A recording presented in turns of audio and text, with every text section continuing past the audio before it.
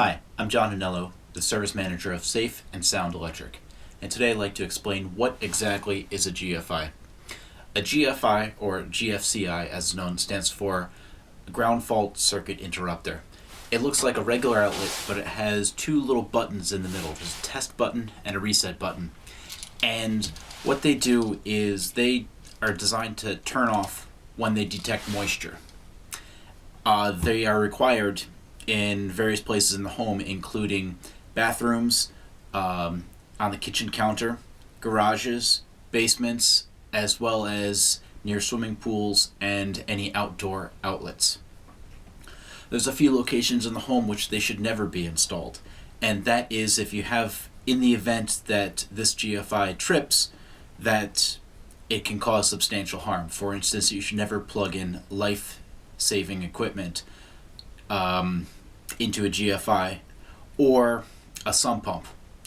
I've seen it all the time because you see these typically in basements. Sometimes in certain situations you have a sump pump plugged into a GFI, and in the event it trips, the sump pump stops working. And I was called to one house where that was the exact case, and before you know it, there was a foot of water in their finished basement. So make sure your sump pumps are not plugged into GFIs, as well as refrigerators. They should be on their own dedicated circuit and never onto a GFI, because, again, if this trips, then you have a whole refrigerator full of food. Supposedly they were invented by a guy who tested it by throwing a toaster into the bathtub while his daughter was there.